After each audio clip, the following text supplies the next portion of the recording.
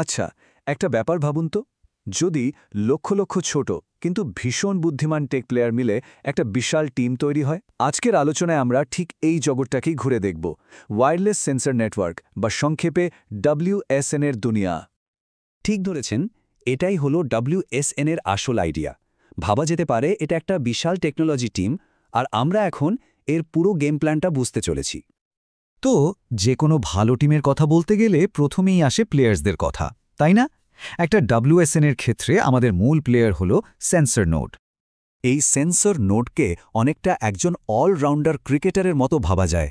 এর 3টে প্রধান কাজ আছে। প্রথমত, সেন্সিং, মানে পরিবেশ থেকে ডেটা কালেক্ট করা, ঠিক যেমন একজন ফিল্ডার বলের দিকে নজর রাখে। দ্বিতীয়ত, প্রসেসিং, মানে সেই ডেটা অ্যানালাইজ করা, অনেকটা ক্যাপ্টেনের খেলার প্ল্যান করার মতো। আর তৃতীয়ত, কমিউনিকেশন, মানে সেই তথ্যটা অন্য নোডের কাছে পৌঁছে দেওয়া, যেমনটা সতীর্থদের ইশারা করে দেওয়া হয়। কিন্তু এখানে একটা বিরাট কিন্তু আছে। এই নোডগুলোর রিসোর্স, মানে ব্যাটারি আর প্রসেসিং পাওয়ার, খুবই সীমিত। আর এই সীমাবদ্ধতাই কিন্তু WSN ডিজাইনের সবথেকে বড় চ্যালেঞ্জ। মানে কিভাবে ডেটা পাঠাবে, কখন ঘুমিয়ে থাকবে, সবকিছুই নির্ভর করে ওই সীমিত শক্তির ওপর। তাহলে একটা সেন্সর নোডের 3টে মূল কাজ কি মনে রাখা যাবে তো? বেশ, প্লেয়ারদের তো চেনা হলো। এবার দেখা যাক তারা টিমটা কিভাবে তৈরি করে, কারণ এখানেই আমরা দুটো একদম আলাদা ধরনের খেলার স্টাইল দেখতে পাব। এই দুটো স্টাইলকে তুলনা করা যায় গলি ক্রিকেট আর প্রফেশনাল T20 ম্যাচের সাথে। একদিকে আছে ম্যানেট, মানে মোবাইল অ্যাডহক নেটওয়ার্ক। এটা হলো গলি ক্রিকেটের মতো, কোনো কোচ নেই, কোনো ফিক্সড পরিকাঠামো নেই, সব প্লেয়ার সমান আর নিজেদের মতো করে খেলে। আর অন্যদিকে আছে WSN, যেটা একটা প্রো T20 ম্যাচের মতো। এখানে প্রত্যেক প্লেয়ারের একটা নির্দিষ্ট রোল আছে, আর সবাই একটা কমন গোলের জন্য কাজ করে। সে গোলটা কি? ডেটা কালেক্ট করে কোচ, মানে বেস স্টেশনের কাছে পাঠানো। এই লক্ষ্যভিত্তিক ব্যাপারটাই WSN-কে ম্যানেট থেকে আলাদা করে তোলে। তাহলে একটা প্রফেশনাল T20 ম্যাচের উদাহরণ দিয়ে কিভাবে WSN-এর গঠনটা সহজে বোঝা যায়?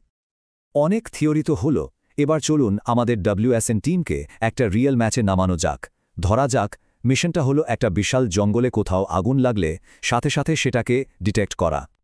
ভাবা যাক আমাদের হাজার হাজার সেন্সর নোড, মানে প্লেয়াররা পুরো জঙ্গল জুড়ে ছড়িয়ে আছে, আর তারা সবাই একটা নির্দিষ্ট ইভেন্টের জন্য অপেক্ষা করছে, আগুনের সূত্রপাত।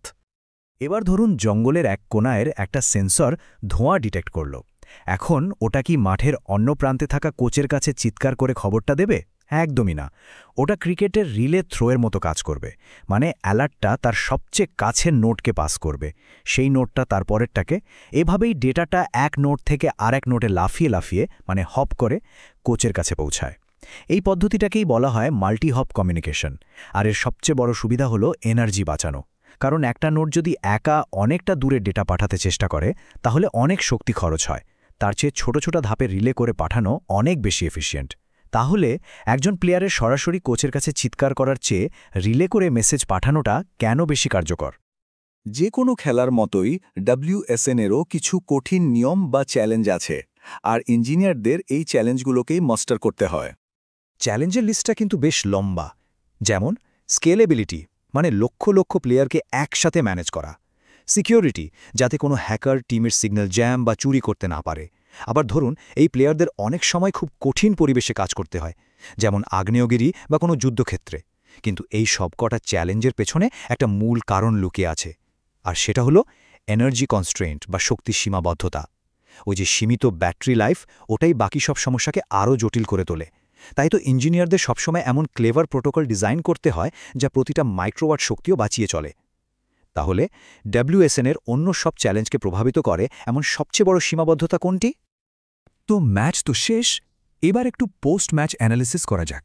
আজকের এই টেক ক্রিকেট ম্যাচ থেকে মূল কি টেক অ্যাওয়ে থাকলো আমাদের? একদম সংক্ষেপে বললে, আমাদের কাছে আছে প্লেয়ার, মানে সেন্সর নোড, আছে একটা টিম স্ট্র্যাটেজি, যেটা হলো WSN আর্কিটেকচার, একজন কোচ আছে, আমাদের বেস স্টেশন, আর আছে ম্যাচ জেতানো সেই বিশেষ কৌশলটা, multi hop communication.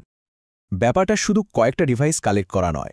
Wireless sensor network আসলে আমাদের চারপাশের ফিজিক্যাল ওয়ার্ল্ডের জন্য একটা বিশাল বুদ্ধিমান নার্ভাস সিস্টেম তৈরি করছে। এটা বোঝা মানে শুধু পরীক্ষার জন্য পড়া নয়, এটা আসলে স্মার্ট সিটি, স্মার্ট এগ্রিকালচার আর ভবিষ্যতের হেলথ কেয়ারের ব্লুপ্রিন্টটা শেখা। টেকনোলজি ট্রেন্ডের থেকে এগিয়ে থাকতে হলে এই কনসেপ্টটা বোঝা কিন্তু খুব জরুরি। তাহলে এই ভাবনাটা দিয়েই শেষ করা যাক। প্লেয়ার আর খেলার নিয়ম তো জানা হয়ে গেল, এবার ভাবার পালা লক্ষ লক্ষ এমন ছোট সেন্সরের একটা টিম দিয়ে কোনো বড় সমস্যার সমাধান করা যেতে পারে। খেলাটা কিন্তু